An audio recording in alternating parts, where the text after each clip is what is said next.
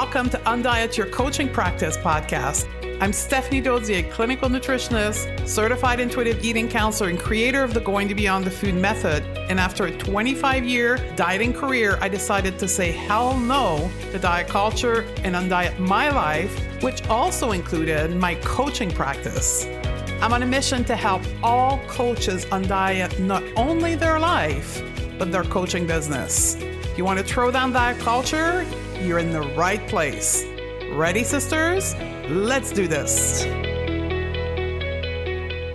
Welcome back, my dear sister, my colleagues. Stephanie Dozier here, a clinical nutritionist. This is the 5th episode, and we've divided the episode into two groups. One group is about the professional skills, and the other one is about business skills, because when we do practice an on-diet approach, we are having to build our own business because we're not prevailed to this whole traditional medical system or insurance system. Our services aren't covered. So we have to build our own business. So today it's about professional skill set, and know that the first episode of this podcast was about first do no harm, where I discussed the whole traditional model of nutrition and how it is perhaps causing more harm to our client than good.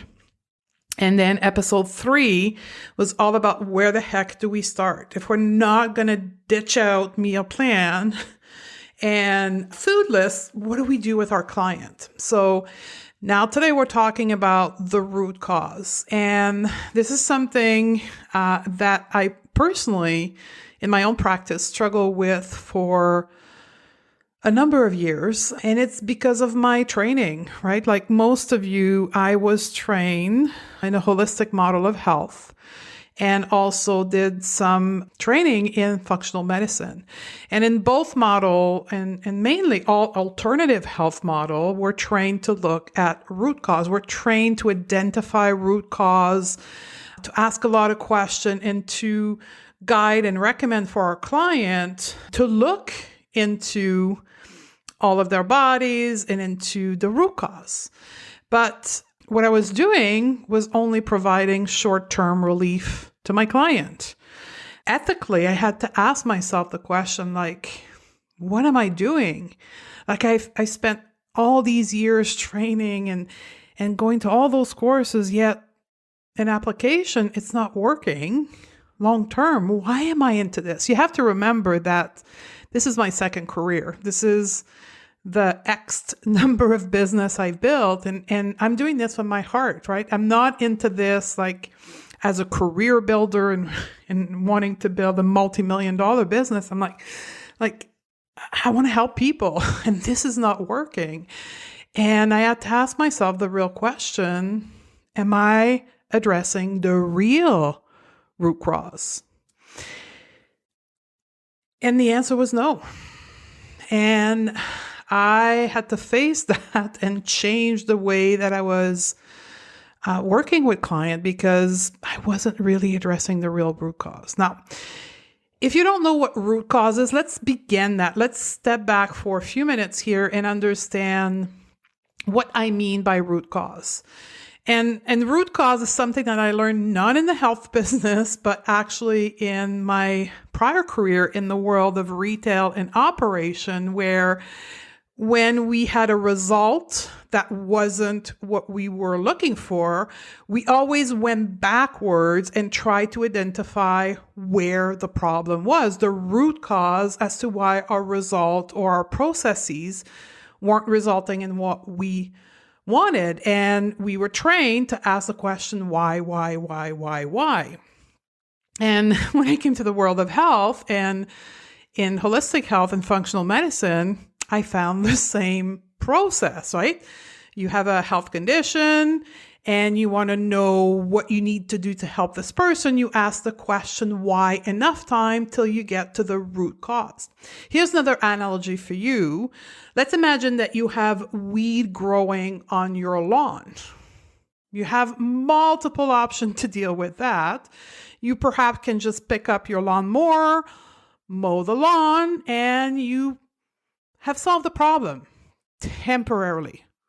right? Your lawn looks good for perhaps, I don't know, a week, 10 days.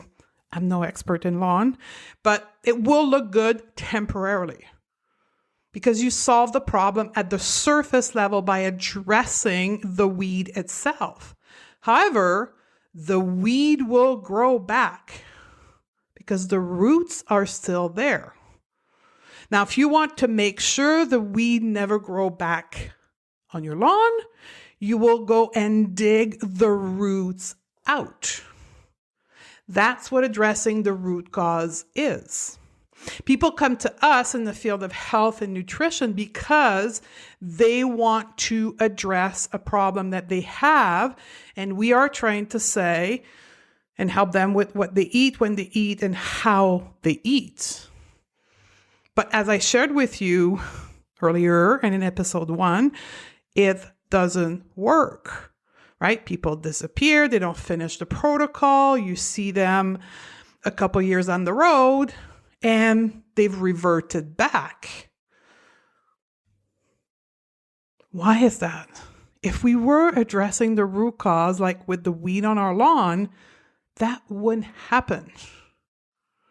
Now, healing the root cause is important. However, what we have to understand is that the human brain doesn't like that. The human brain loves short-term results. Our brain loves to see immediate, observable results. And that's why dieting is so freaking popular, because it works short-term. It gives the client and you, the professional, instantaneous results. However, behind that is the long-term unsustainable result and people reverting back. On the other hand, when we find the real root cause, that doesn't happen. However, the process is tedious, it's complicated, and it's scary. Very often, clients that are not ready to do the work, and when you help them identify the root cause, they'll run away because they don't want to see this. Their brain is not ready. They're not ready. They want the short-term quick relief. That is why the majority of my client and patient population is 40 plus years old, because they've done the short-term relief cycle for 20, 30, 40 years. And they're like, I'm done with this. It doesn't work. Help me, right?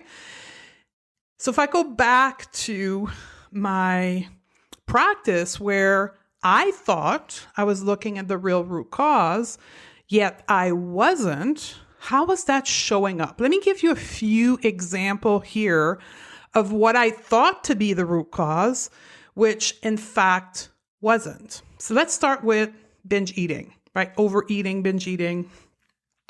People would come in for that, right? So my solution as per my training was food restriction.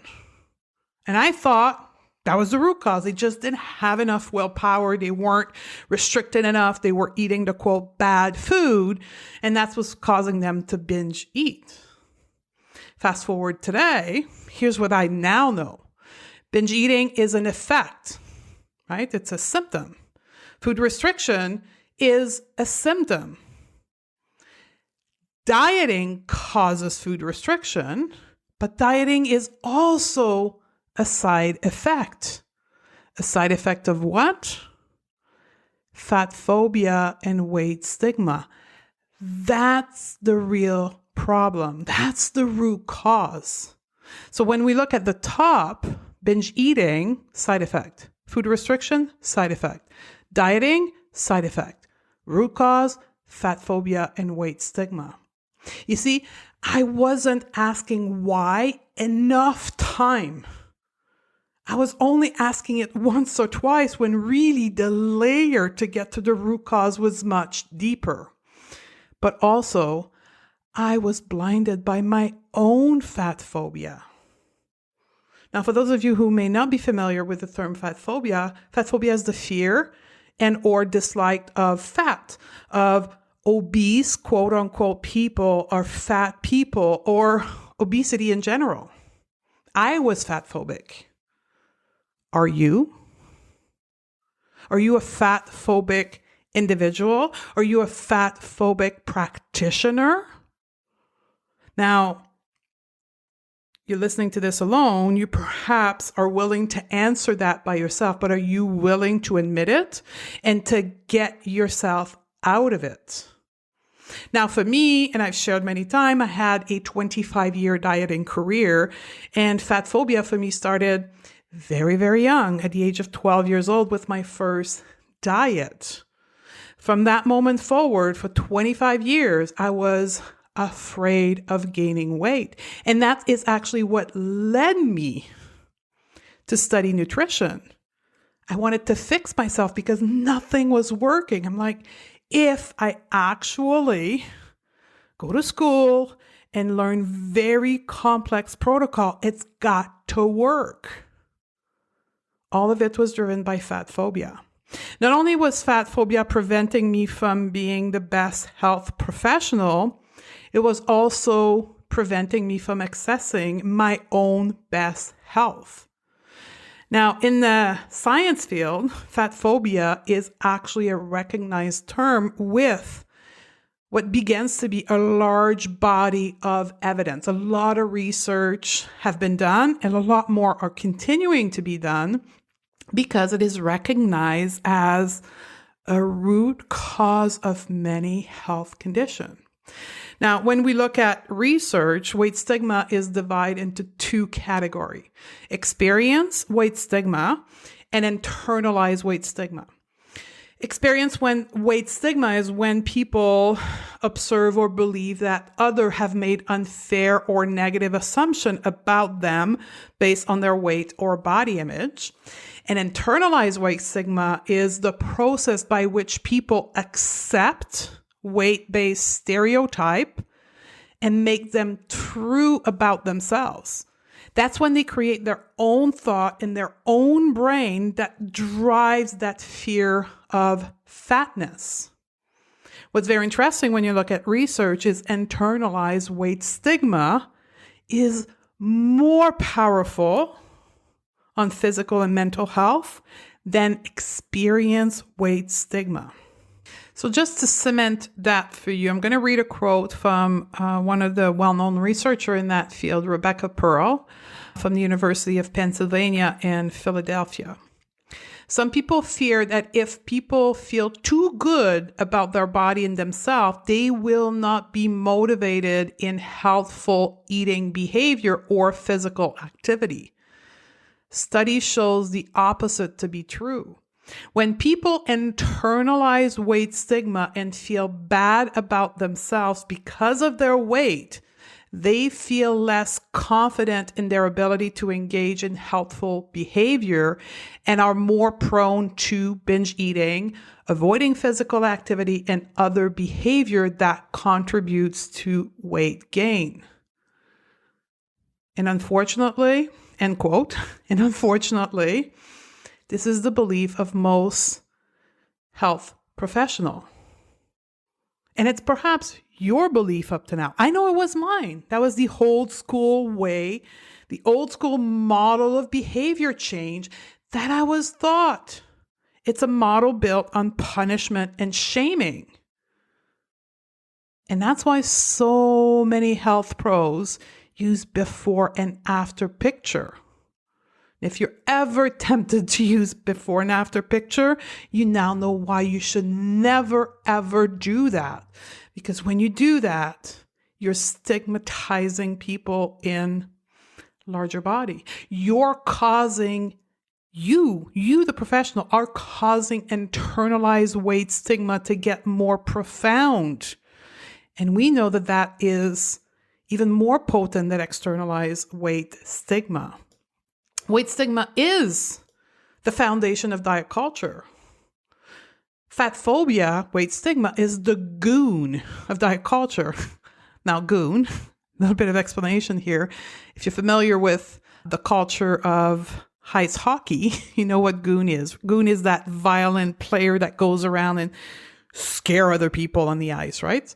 Well, fatphobia is the goon of diet culture. That's why diet culture works so well?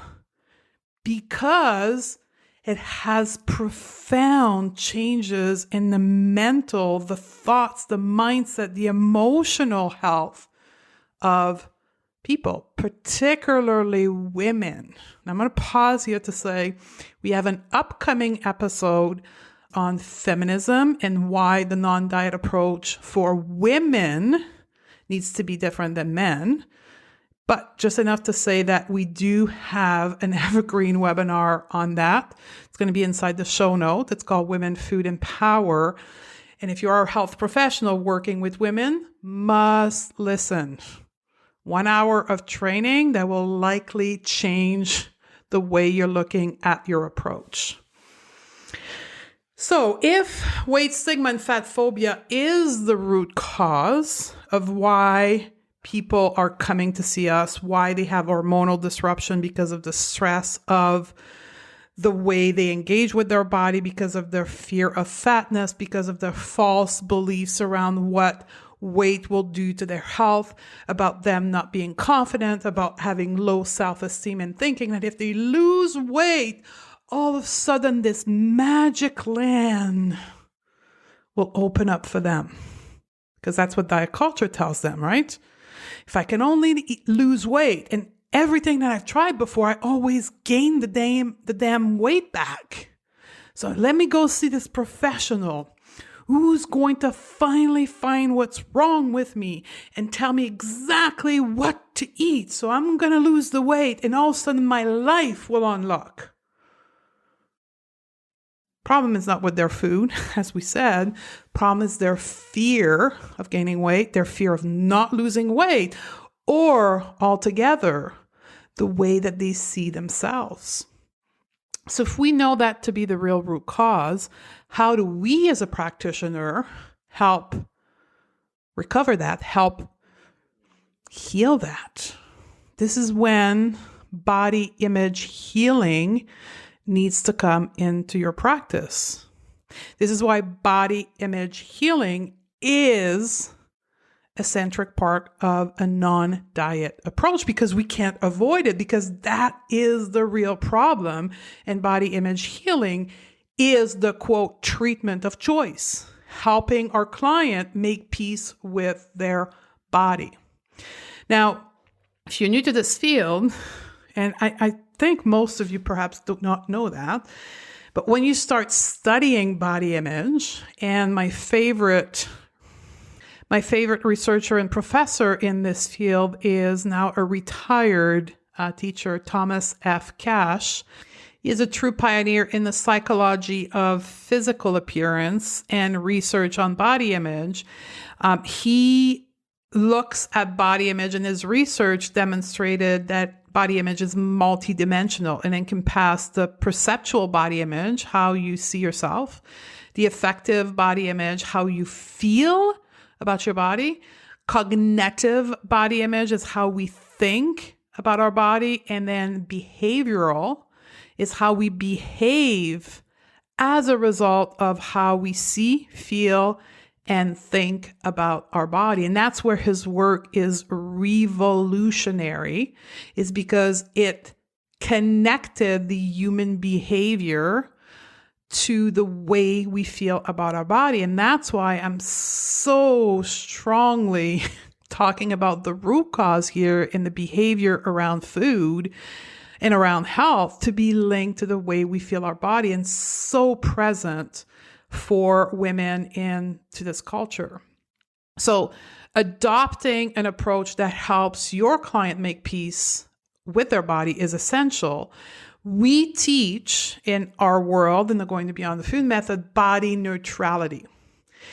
It is a clinical approach that I absolutely love, because it's not about loving your body. It's about embracing who we are today, even the part that we don't like about ourselves, with no expectation of having to love these parts.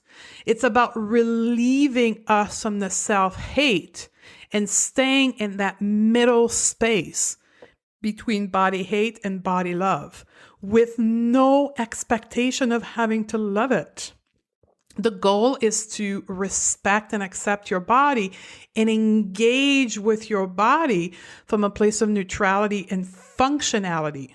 Your body is the vehicle through which you experience life, and you got to respect it and take care of your body. So helping your client craft a new relationship to their body is essential. And this leads us into connecting body image with health, which is ultimately why people want to work with us, right? Is changing how we engage with our body from control, change, hate, right? Shrinking, carving pieces out to actually saying, no, no, no, no. I'm going to respect you and I'm going to take care of you. Now, for that, you, the professional, must adopt a weight-neutral approach to health. Just a bit of background here, and it depends on your training. Health is not defined as an absence of disease. Health, as per the World Health Organization, is defined as a complete state of physical, emotional, and social well-being, not merely the absence of disease or infirmity. And that's essential here. Like, we need to re-educate ourselves to what health is and how to take care of our health, but we also need to do this work with our client. So a weight-neutral approach to health is based on the respect that not only your weight determines your health. As a fact, as per science, there's many other factors to health. And it can be measured way beyond the weight on the scale. When you adopt a weight-neutral approach to health, you take body weight out of the picture. And then you look at what else you can do, or that your client can do in their life to take care of their body. As I mentioned earlier, and this is where the link is and why this is the root cause, if clients can accept their body, they will engage with health promoting behavior more frequently and sustainably. There's a study that was published in the Journal of Obesity, which, by the way, all the study I quote here in the audio podcast can be found in the show notes. But 2013 study was published in the Journal of Obesity, and it showed that there was absolutely no link between body weight and the way we felt about ourselves. Yet the finding showed a link between how we feel about ourselves and the healthy activity we engage in. Meaning, the better we feel about our body, the more likely we are to take care of our body. Likewise, dissatisfaction with our body can discourage us from taking part in certain health promoting activities. So, when we address the real root cause, we help our client heal their relationship with their body. The outcome is better and more frequent and more sustainable health promoting behavior. Isn't it why they come to us in the first place? But when we address what they think is the problem, which is their weight, and we give them a set of rules, a list of things to follow, it will work short term, not long term. And it's, again, proven by science. So when we incorporate a weight-neutral approach to health, body image healing, then the long-term result is actually what they were looking for. Easily change habit and sustainably. And that's what we call the non-diet approach to health. And it's an approach that is recognizing that health is more than the weight on the scale. And that we will, through a different approach, this approach, as we teach it in the Going to Beyond the Food method, is comprised of mindsets, right? Self-coaching skills, emotional intelligence, emotional resilience, mindfulness, being present in the moment in our body, intuitive eating, and body neutrality achieve health promoting behavior in the same desire that our client have when they first starts with us, but with a different approach. And the bonus, it's going to be sustainable and lifelong. And people are going to be happier. This cycle of hate and love that our client have had for 10, 15, 20, 30, 40 years will finally end. And that's what we do in a non-diet approach. Now, this is what we teach to our client. This is what I teach to my client, but this is what I also help professional learn and or transition their current health model to inside the Going to Beyond the Food mentorship program. It's a mentorship for women health practitioner. And this will be well understood why we specialize in women only in 2 episodes from now. So you may want to jump right there if it's available. If not, hold on to your breath. It's coming. But it's for women health professional who either want to learn this approach or transition their current practice to a non-diet practice. And it's a 6-month program that's very intense because we tackle both professional and business skills in this program. And my goal with that is to develop powerful women health professional who will be out there helping other women, our client, come back to their power. I will help you get into your own power as a professional so you can give that power to your client as well. I'm excited about the next 3 episodes coming in. I love you, sister. I love you, my dear colleague. And I look forward to hang out with you on the next podcast episode that's going to help us together liberate more women out of diet culture. Ready to shed diet culture from your practice and help more clients do the same? Awesome. We've got 3 resources to get you started. Simply go to stephaniedodier.com/pro series, all in one word, and access our 3 free training classes that are currently available. We also have a free PDF guide to intuitive eating, an article about the non-diet approach. We also offer a variety of paid programs throughout the year to support you in your journey to undiet your coaching practice. Join us at stephaniedodier.com/pro series, and I'll see you on the other side.